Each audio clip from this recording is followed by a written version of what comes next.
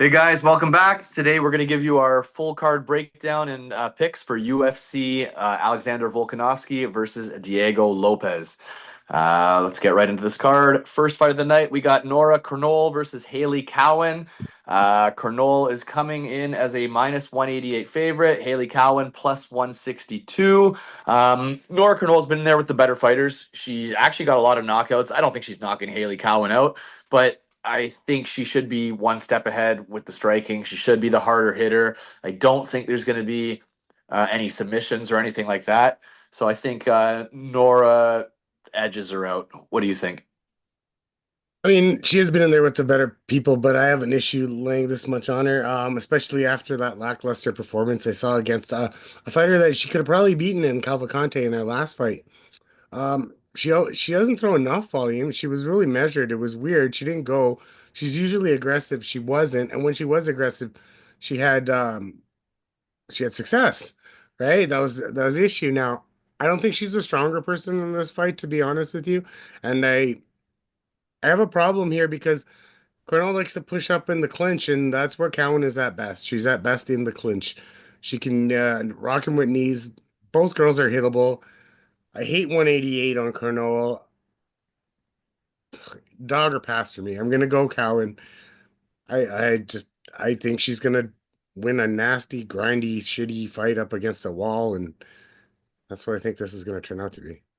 All the overs, fight goes to distance. I'm picking dog or pass based on premise because there's only certain women in the world that are allowed to be one minus 188, and yeah. All right, next fight of the night. Fun fight here. We got Gore 5-2 taking on Marco Tulio 13-1. Gore, huge underdog, plus 275. Marco Tulio Silva minus 350. Obviously, Marco, ton of knockouts. I mean, appears to be a fun fighter. I mean, he's a finisher, fan friendly style. But we don't know like anything about his grappling defense, his takedown defense. I mean, Tresean Gore's kind of chinny, so you could say 1+1 = 2. Marco's a hard hitter. Tresean Gore can be knocked out. I mean, MMA math would tell you Marco's going to knock Tresean Gore out. However, I think these odds are way too wide. I think Tresean Gore, for all his flaws, is a strong, explosive athlete. So, I mean, I think Tresean Gore could potentially catch Marco Tulio early. I think he could potentially bring in his wrestling background and test Marco's grappling, which we have no idea if he can grapple at all. I mean, to me, the line is way too wide. I feels like this for a lot of the fights on this card, like you just said last fight. It feels like a dog or pass to me, to be honest. I think the odds are just way too wide.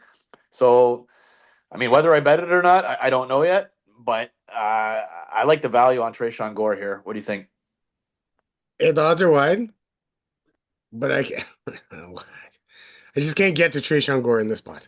Tulio, in his contender series fight, he did show he can grapple a little bit, which is good because he is really known as a power puncher, right? So against that U3 guy in the Dana White contender series, he was able to take him down twice, and he even kind of attempted a sub on him as well, right? Trayshawn Gore, for all intents and purposes, I mean, yes, he has fought the better guys. I'll give him that. But and when I see a loss against fucking Cody Brundage on your thing, and then you barely like you're beating Antonio Trocali, which is just about the same UFC experience as that Marco has beating Ihor Peteria, but Ihor's actually shown to be slightly more durable than Trocoli, and he did him with a pretty good spinning back fist, I think it was. Honestly, I just think he has more ways to win. Aside from getting guillotined, which was an odd win for Tresean Gore, I see Marco just being better on the feet, being better on the ground. All right. Next fight of the night, another really fun one. I'm surprised it's this early in the night. We got Dan Ige 18-9 taking on Sean Woodson 13-1. They have it as a dead pick'em fight. What I'm looking at here. Woodson So went I up a little mean, bit today. oh, did okay. Yeah. Honestly, man, I think Sean Woodson rolls. I'm really big on Sean Woodson. When he gets those hands going, he is a problem for everyone. I mean, he's like like very weirdly skinny and long for the division. Like it looks freakishly like disproportion for this division or whatever, a goddamn cheat code or something. But honestly, man, his hands are legit. Absolutely. I know Dan Ige has a chin. He's a durable guy. I know that he can crack, he can hit hard and all those things. But man, Dan Ige is going to have a very tough time getting in the pocket here. Sean Woodson's length is just next level. I just think there's too many things going against Dan Ige here. I'm a Dan Ige fan. I love that he stepped up multiple times and saved some fights and all that. But I got to go Sean Woodson here. I got to imagine this line's going to widen. I would suspect he'll become a big favorite. Um, and not only that, call me crazy, but I think there's a chance he finally cracks Ige's chin. I'm not going to be the money line's good enough at pick'em odds. I'm on the money line, but I mean, I think Dan Ige's in a lot of trouble here. So I am 100% going to be betting Sean Woodson. What do you think? Yeah, 100% betting shot Woodson. His volume is always pretty good. His length is good here. He's got a 7-inch reach advantage. He has the volume. So the only way he gets cracked here is if 50K Ige hits him with one of those big shots. But Sean's a professional boxer, right? So he knows how to roll with the punches. Honestly, and where you try to wrestle him, he's got an 84% takedown defense. So, the one fight. I know he had that draw against what's his name, but the one fight that he lost against Erosa, people lose against Erosa all the time. He has that knack. But anyways, he started to slow down in that third round. He got caught. Um, Honestly, the cardios look better lately. Um, Against Jordan, it should have been a unanimous decision, but that was just a clean fight. I think he's a better striker, better volume, better length, should hold the range, and barring the one shot power shot from Dan Ige. And he shouldn't get taken down. So, what do I always say? More ways to win? Sean Woodson. Yep. All right, next fight of the night, we got Cedriques Dumas, 10-2, taking on Mikhail Olekseiczuk, 19-9. Dumas, or Dumas as we call him, plus 162. Olekseiczuk, minus 188. So Mikhail fights always go one of two ways. He either knocks you out in the first round because he does have fast, heavy hands. He's a good striker and he can crack. And it seems like almost all his wins are first round. So he's going to either overwhelm Cedriques early, he's going to crack him, follow him to the ground, and punch him out with a ground and pound stoppage, or he's going to get on top of him and go right into a fucking choke. Like he'll choke himself out or fall in an armbar or something stupid. For all criticisms of Cedriques Dumas that we rip on him or that I rip on him, he does have an okay grappling game. So is it possible he subs Mikhail? It's definitely possible because Mikhail is very submittable. But I'm going to say he does not get tapped out this time. I don't think Cedriques is Kevin Holland. I don't think he has that guard of Kevin Holland. It's going to, he almost had a Kevin Holland out of there, and obviously he got caught. I don't see Dumas throwing up those kind of submissions. So I'm going to say Mikhail overwhelms him with strikes, and Dumas probably gets cut here. What do you think? He lost us that money, and we have lost all faith in him ever since that one time. I remember. But anyways, I think it's a slow plodding game. There's nothing really to it. Yeah, he's got a little bit of takedowns. Yeah, he can do that kind of stuff. Mikhail's been getting caught in subs by just like IQ issues. It's like these aren't like ridiculous takedowns that he's getting. Like when he got caught by Kevin Holland, it was sort of some sort of reversal scramble sort of thing. And there's like even when he got caught in a rear naked choke by Pereira, it doesn't even register as it. So he's not getting taken out. And against Shara, he is the guy with 3 takedowns as that. So it's not like he's getting power wrestled to the ground. And so when you look at those Dumas fights, how is he getting guys? He's like pushing them up against the cage and then just like going down on them and just like fucking riding them out. So I don't know, man. I just don't think he could do that with Mikhail. And I think both strikers are on two different levels. I think Mikhail's got the faster hands. I think he's got the better hands. And as long as he can stay off of his ass, which he has shown, I think he's shown better than that. Yeah, he can get caught in the sub. But does Dumas have that sort of IQ to hit those subs like Pereira and Holland did on Olekseiczuk here? I just don't. I can't see him being that smart in the cage. Anyway, so maybe I'm a little biased here, but I'm going with Mikhail. Yeah, I think Dumas's only chance is like a fucking guillotine from the bottom or something. Like Yeah, it's gonna have to be some sort of like weird thing in the corner of the cage. Next fight of the night, we got Darren Elkins, 29-11, still fighting, and he is a plus 350 underdog, taking on Julian Erosa, 30-11, and he is the minus 450 favorite. Crazy seeing Julian Erosa as a minus 450 favorite. Like every Erosa fight, I think you're going to be probably looking at a finish. For all his durability issues or flaws or whatever, he is a finisher though. Like he is very, very big and long for the division. So I mean, he's got a ton of knockouts. He's got a ton of submissions. Um, can he submit Darren Elkins? I don't think so. Can he knock Darren Elkins out? Again, I'm not so sure. Darren Elkins is fucking tough, man. He always bleeds. He'll probably be bleeding at some point. but man, if you don't knock him out, you don't submit him, then I mean, at some point, is Elkins going to land a shot, which puts Erosa down because Erosa's durability isn't really there. Listen, Erosa, I guess on paper should win this fight. He's just way bigger, way longer. He is probably the more dangerous guy, whereas Elkins is kind of a grinder. But Elkins has that durability, and I just think the line is so damn wide that it's dogger pass for me. Dogger pass. What do you think? You know what? Their reach is just like 3 inches, so it's not like it's like a huge, big freaking deal. And honestly, man, Daniel Pineda fight and the TJ Brown fight were Darren Elkins' last two fights. He's a big dog again. What does Darren Elkins do? He outsgrinds you. He fucking survives. Is Julian Erosa some pinpoint striker from the outside? I don't think so. And like, Darren Elkins fights for your money, and he's a winner. You know what I mean? Like, it's not like he goes in the fight and he grinds. And at plus 350, how the hell can I get behind Julian Erosa when he does absolutely nothing like particularly amazing? Is he a better wrestler than Darren Elkins? I actually don't think so. He might be a better jiu-jitsu practitioner than Darren Elkins because he's so tall and lanky, but you have to be put into that position. I think his chance to beat Darren Elkins would be some sort of guillotine when Darren Elkins is trying to take him down to the ground or something like that. He might be able to outstrike him, but I really don't see this. I see Darren Elkins doing his usual run in with those strikes, get you pushed up against the fucking cage, grind you out there, and take you down. So at this line, I'm taking Darren Elkins as well. I just can't get behind a minus 450 Julian Erosa with the durability issues that you mentioned as well.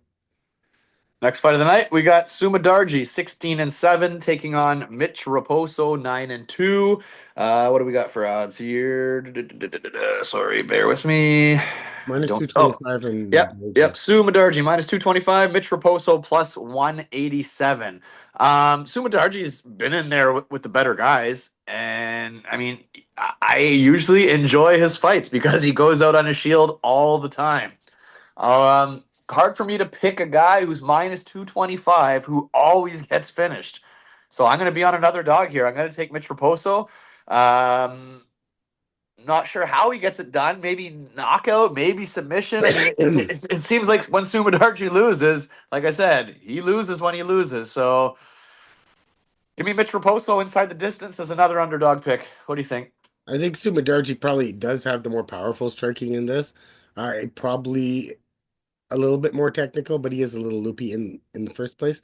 What's his issue? His issue that he's got taken down in every fucking fight. Charles Johnson took him down twice. Tim Elliott only needed one takedown, and Matt Schnell took him down, finished him, and he couldn't knock out Matt Schnell. Those are red flags. What is Mitch Raposo known as? He's known as a grappler. He's known as a wrestler. He should push to wrestling here. I don't know. Mitch Raposo's last fight against Andre Lima is probably harder a fight than any of those three fights, aside from Tim Elliott, that Sue's had. Like, you know what I mean? So, like, that fight against Lima, he did not look like a fish out of water. I looked at it again, and it was a lot closer than most people think. And Lima looked like a killer, and he's looking like a killer lately. So, that was a really good fight for him, right? So, honestly, I'm on this dog too. I think he can wrestle him. I think he can take him down. I think he can ragdoll him. And also, he stood with Lima and he looked kind of decent on the feet. And Lima actually had to, employ a little bit of a ground game on Mitch. So, which means either he was scared or he didn't feel like the striking was as dominant as he should be. So, yeah, man, I'm on this dog too. I think styles make fights.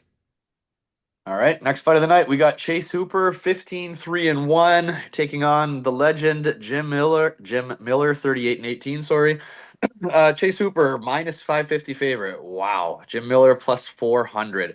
I mean, I get it. Recency bias says Chase Hooper's never looked better. I used to rip this kid a couple years ago. I used to say that I'll kick his ass. Obviously, he's been looking better and better and better. I can't take that away from him. And Jim Miller's coming off some pretty bad beatings. I'll be looking at fight not to go the distance, something like that. Maybe you'll get something like minus 200 on that or something like that. I don't think this fight finishes. Or, I'm sorry, I do think the fight finishes. I don't think it hits the cards. I think a Jim Miller knockout at like plus 1,000 might be tempting. But I mean, I think Chase Hooper probably finishes Jim. Unfortunately, I think all of our hearts are with Jim. I'm rooting for that Jim KO. Give me Chase Hooper as the pick. As far as playing it, I'll be looking for some kind of under that just covers both sides. What do you think? Okay, so Jim Miller, our lovely Jim Miller. I think he has got the power edge here for sure. I think he can actually just as good of a striker as Chase, even though I've seen a little bit of improvements in Chase. But like, how does Jim? I was looking at his record. How does Jim really lose fights? The last guy that fucking tapped him out was Charles Oliveira via like a knee bar or something like that. That was a long time ago. Jim loses volume striking matches, right? And I don't know if this is going to be a volume striking match because that would be a tough for me to fucking see that this becomes a volume striking match. And now Chase takes him down. I guess he could take him down and ride him out. That's probably how it is. So, but minus 550, I'm not even fucking picking him. Screw it. I'm gonna pick Jim Miller by knockout because that's his path to victory, and I've always been a gambler like that, and I think it's Jim Miller by knockout. Give it to Jim because like chances are he probably gets ridden out on the ground here, but like fuck it. I'm going with Jim Miller. I'm going with by knockout. Go to Steve Garcia, sort of Chase Hooper, what he did to Steve Garcia did to him a couple of fights ago. I think everybody's heart will be with Jim Miller there for sure. Next fight of the night, we got Virna Jandiroba, sorry, 21-3 versus Chonan Yan, 19-4. Jandiroba coming in at minus 160, Chonan Yan plus 130. This is an absolute classic striker versus grappler match. Chonan Yan has won me a lot of money. I'm a very, very big fan of hers. Every part of me wants to pick her. Like every little part wants to.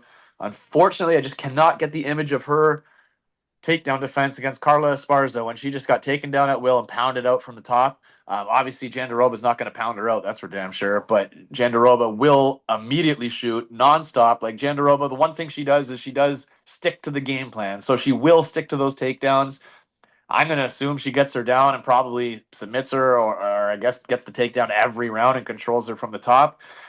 The pick's got to be Jandiroba. Unfortunately, I am big time rooting for Chonanyan to knock her out, though. What do you think? Yeah, Sharon Yan's got all the intangibles when it comes to the striking portion of this fight, right? So I don't think she could stay off her butt though, because I think Verna's. I told someone on the comments for the last one, I'll look at her entries. And over the last three matches, Verna has changed something. Like her entries are very nice. And once she gets on top, man, like He she's a finishes. control freak on top. She'll either control you or she'll sub you.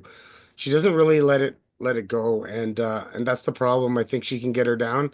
And another issue for Janan, it was and I know she was fighting Wei Li in the last fight, but like Wei Li was tired and she was just letting her take her down too. Like they weren't even that great of a takedown she was getting on her. And Wei Li, I know she's powerful and whatnot. I believe Verna's a better wrestler than Wei Li Zhang. And maybe not as powerful a wrestler. Don't take me wrong. Like she's not gonna throw in some super double leg, but like as a technical wrestler, I think she's a better one. And I think this is pretty cut and dry. Method of victory, I don't actually know. But yeah, I'm on the Verna side too.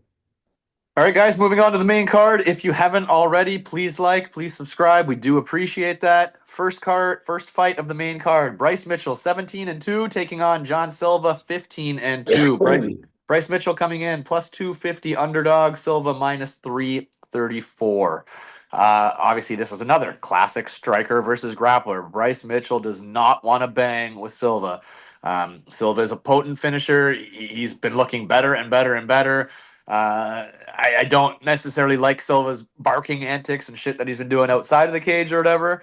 But I mean, I kind of get it. I guess Bryce Mitchell kind of asks for it with his weird shit that he does too. So I mean, whatever. Unfortunately, I think Bryce Mitchell's going to be kissing that flat Earth. I am going to be rooting for Bryce Mitchell. I find him so fucking funny. Like he's so weird. I totally get it. If you hate him, you hate. I get it. He's so weird, like super weird. But I'll root for the farm boy, whatever you want to call him. But I think Silva absolutely destroys him. I don't. I mean, we don't really know Silva's takedown defense. Really, he hasn't really fought an amazing wrestler. So maybe there's a chance Bryce Mitchell can get him down. But I'm gonna say he's gonna be forced to stand for some of this fight, and Silva's gonna hurt him. So give me Silva to knock him out. Unfortunately, what do you think? That being said, I mean, if you went back and watched that John Silva versus I think it was Charles Jourdain, he did get taken down in that fight, right? So, but he didn't get held down, right? So there's a chance that Bryce can take him down, but we got to think about a couple things. Bryce on the feet does nothing against this guy. For all the power that John Silva has, he's pretty fucking technical. Even that spin kick, even that fucking finish on Melsick the other time, that was that was a pretty good punch. He didn't even hit him full. He didn't even hit Melsick full, and that's a guy that's never been knocked out. Um, I think he might get taken down in this fight, but I think he's stronger. Does he get held down? I don't think so. Give me Jean Silva knockout. Gotta remember he called for this fight, so he's actually been training for this fight. So he wanted this fight, so he knows that he wanted Bryce. So he's not gonna go in there. He's a fighting nerd. They're not going there without a plan. All right, next fight of the night, we got Yair Rodriguez, 19-5, taking on UFC debut Patricio Pitbull, 36-7. Rodriguez is coming in as the minus 200 favorite. Pitbull plus 170. Uh, it's too late for Pitbull. He's come here way past his prime, and what I see in his Bellator fights is a guy who's just way too low volume, way too tentative. He's not the guy who knocked out Chandler in the first round. He's not the killer that was so feared. He's a short, stocky power guy. Like he is a powerful guy, but Yair is going to be way too quick, way too dynamic, way too much volume on the feet. I think Pitbull's going to have to get the grappling going in this fight. I mean, Rodriguez can be taken down for sure, so that's Pitbull's path to victory. But I think Rodriguez is just going to be too much for him. Pitbull's fairly durable. I'm going to assume Rodriguez probably decisions him just with volume, and it's going to be a bad debut for Pitbull. Give me Rodriguez. I think minus 200 seems about right, to be honest. Yeah, I just think the volume, youth, speed, length, volume. What do you think? This is a tough one because it's not like Yair's been looking like a killer in his last couple fights. He had a really good round against Brian Ortega, and then he just fell off a cliff. I rewatched. It was so weird. He had such a great. I had a big bet on him that night. He had a great round on against Ortega, and but Ortega's been known to be really durable, have a really good ground game. I don't know what I'm going to get out of Freire now. Like you said, it might be too late. He's short. Um, he's not going to have the volume. He won't have the range on the striking, so he's going to have to take down Yair. Yair's been okay up to the point like the last two fights, but like who is he fighting? Ortega and Volkanovski. What would those two guys kind of do against a Freire at this point? Like those are the guys that have been taken down Yair. Otherwise, he's been putting fucking clinics on guys, right? Put a clinic on Josh Emmett. He put a clinic on the first time he beat up on Brian Ortega, right? So I don't know, man. It's just tough. I wanted to go in this looking in film and try to pick Freire, and I think like you said, he's kind of past his prime, and how is he going to win this? It may be the grappling, maybe he wears out, but it's only 3 rounds, right? That's the problem. Yair only has to win 2 of them, so I'm going to take Yair, the better striker here, and I'm going to hope he stays off his ass. All right. Next fight of the night, featured fight. We got the return of Nikita Krylov, 30-9, taking on Dominic Reyes, 14-4. Fantastic matchup. I hate these odds. Unfortunately, I was hoping the odds were going to be reversed. Krylov is the minus 200 favorite. Dominic Reyes plus 170. I fully expect Reyes to start good, as he does in every single fight. But Krylov is so freaking durable, man. Like this guy, he is a lot of fun. He creates chaos, and I think that's exactly what's going to win him this fight. I think. I think how does Krylov lose? By submission. Every time he loses, it's by submission. Dominic Reyes isn't submitting him, so this is going to be a stand-up fight. And in a stand-up fight, I expect Dominic Reyes to get those leg kicks going, probably sting him with a couple sharp, fast, cleaner punches because he is the cleaner, more technical guy. But there's no way that his chin's gonna stand up with Nikita Krylov's chin. I think Krylov is honestly like another Yuri Prohaska. I think he just creates chaos and creates a pressure, and I think that's Dominic Reyes' downfall. Reyes wants almost like a point fighter. I know Reyes finishes. I don't want to say he's a point fighter because he's not, but he wants a safer fight. He wants a fight at range where he can use his length and where he can use his more technical, quicker strikes. But I don't think Krylov's having that. I think he creates chaos. He probably gets hurt because he's been off for so long. He's probably going to get stung a couple times, but he will wake up. He won't go down. He creates chaos, and at some point, he catches Reyes and puts Reyes out. Give me Krylov inside the distance. I hate these odds. I think all of the value is on Dominic Reyes, and I think Dominic Reyes is the more technical guy. So I don't fault anyone for picking him. I just think in a battle of attrition and durability, I have to pick Krylov. What do you think? Well, Dominic Reyes, in the last couple fights, he's looked like a new fucking man, anyways. So that last fight against Anthony Smith, he finished him in the second round. He shrugged off 4 takedowns, and he threw up 121 fucking strikes. That is a lot of volume, and I Krylov doesn't knock guys out, man. Anthony Smith is a punching bag. Yeah, but Krylov doesn't knock guys out. He wins by freaking Uh, submissions, man, or decisions. Well, if this goes to a decision, I don't. He knocked out Alexander Gustafsson. My bad. But if this goes to decision, there's no way Krylov wins a decision here. He's not going to out volume Dominic Reyes. He's going to have to catch him. I don't think he's like so the guys that caught Dominic Reyes were like who was it?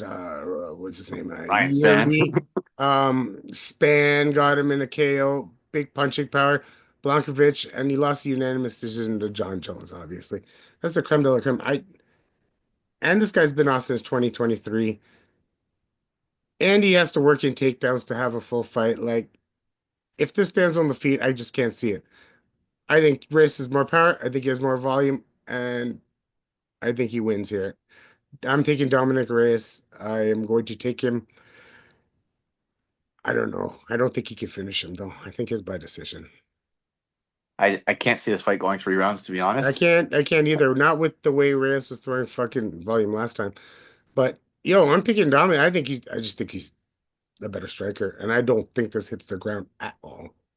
I don't think it hits the ground either. I think Reyes has fantastic takedown defense. I think he gets KO'd. I get what you're saying, but Reyes is not durable, man. And beating Anthony Smith ain't gonna do it for me. But we'll Yeah, see. but It's a great fight. It's a great fight. I don't know, man. Krylov doesn't have that power of span, and he doesn't have the technique of Yuri. So We'll see.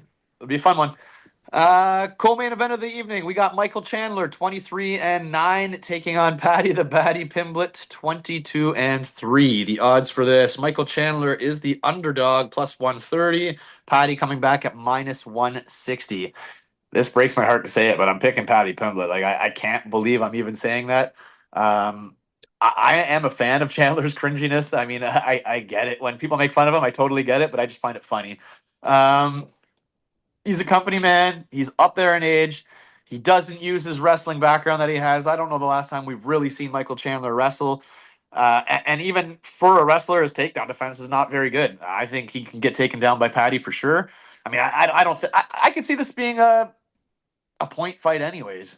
I think it's almost destined to go the distance. Paddy maybe submits him. Chandler maybe knocks him out, but I don't think that happens. I don't think Chandler's going to knock him out.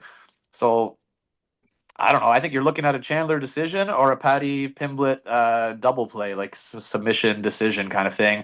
I think Paddy wins. I think Michael Chandler is past it. I think he's up there in age. I think he's a company man. The company wants Paddy Pimblett to win.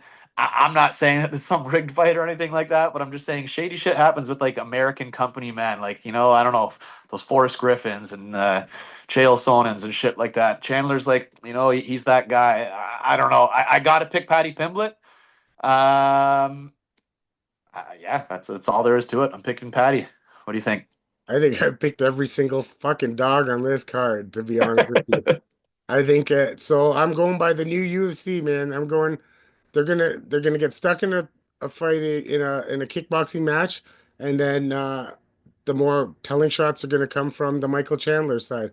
Patty might have some volume, but Chandler, when pushed, can throw some volume as well. I've seen it. I've seen it. So even in that last fight against Charles, like he got taken down 5 times. That was where he lost that fight because on the feet it was pretty freaking close, to be honest with you. And I don't know. I think it's time for Patty. I wanted to fit him so many times. I fitted him against Jared Gordon. I thought I had him there. I'm gonna fade him right now. Chandler did use his wrestling sort of against Dustin Poirier, but he sort of gassed. That's his thing, right? So he can't really use it. I don't think in this spot. Keep it a kickboxing match, Michael. Throw enough volume, and I think the aesthetics of the fight is going to go Michael's way. Yes, he has loopier punches, but Patty's not some killer on the feet either, right? Um, yeah, that's the breakdown is a pick of Chandler. I just noticed too, 5 round fight. Chandler, I mean, he's obviously a beast. He takes his fitness very seriously, but I mean, at that older age, like you do kind of gas out. Your durability goes when you're carrying that much muscle. I don't know. It's an interesting fight. Interesting fight for sure. We're on opposite sides. Let us know in the comments what you guys think. And moving on to the main event, we got Alexander Volkanovski. I believe this is for the vacant belt. Yes, it is Yep. for the vacant belt. Diego Lopes, 26-6. Lopez is a slight favorite, I believe. Let me just pull it up here. No, yeah, he's an underdog, man. No, Lopez. Oh, you're right. Yes, yes, you're right. Volkanovski, minus 150 favorite. Diego Lopez, plus 125 underdog. I'm surprised to see that, to be honest. Obviously, Volkanovski, probably the goat of featherweight. I think he probably did more than Aldo. As much as Aldo fans are going to hate to hear that, Volkanovski, awesome run. When he first started his UFC career, I actually kind of hated the guy. I thought he was super boring point fighter, and he's grown on to be one of my favorite guys. I think he's just such a cool guy, great fighter, very technical. Um, but he's not dangerous. He is a point fighter. There's no chance he's finishing Diego Lopez. And then at his age and being cracked the way he's been cracked, I can't help but think this is a nightmare match for him. He's going to have to be perfect for 5 rounds or for three, I guess, because he's going to be looking to win that decision. But Diego Lopez only needs one moment, and his moments usually come pretty early. He cracks really hard, and then he kind of fizzles out if you can survive it. I'm not so sure Volkanovski can survive it. I'm going to be playing Diego Lopez inside the distance for extra value. I think the knockout's very live. And even though we've never seen Volkanovski submitted, a club and sub wouldn't shock me either. I mean, Lopez is crazy quick the way he snatches shit up, man. I hate to say it. I think this might be Volkanovski's last fight.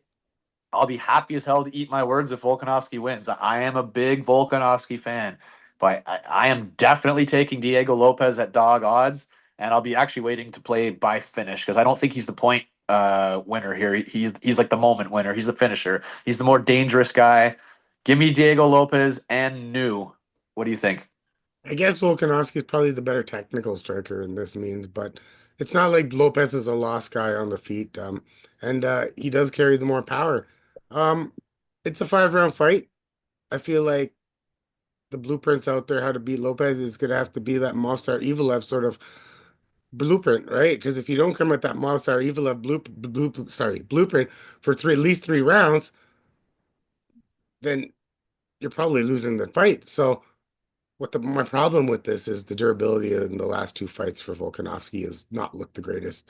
Um, for as long as that Ilya Topuria fight was on, he actually looked pretty good in that fight. He may have actually been winning at that point in that fight, but then the powerful guy just hits him. And I feel like that's probably the same thing here. A little bit of the changing of the guard.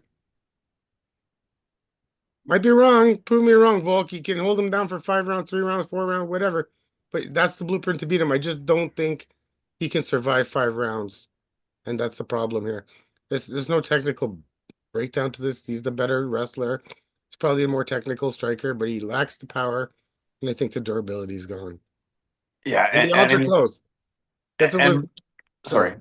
If it No, was go. like bigger, like if he was an underdog by a lot or something like that, then I look the other way. But I I think expected him to be the underdog, and the way Movsar beat Diego. I mean, I think Movsar is probably a better grappler than Volkanovski. Like he is a wrestling beast, and he was in trouble multiple times in that fight.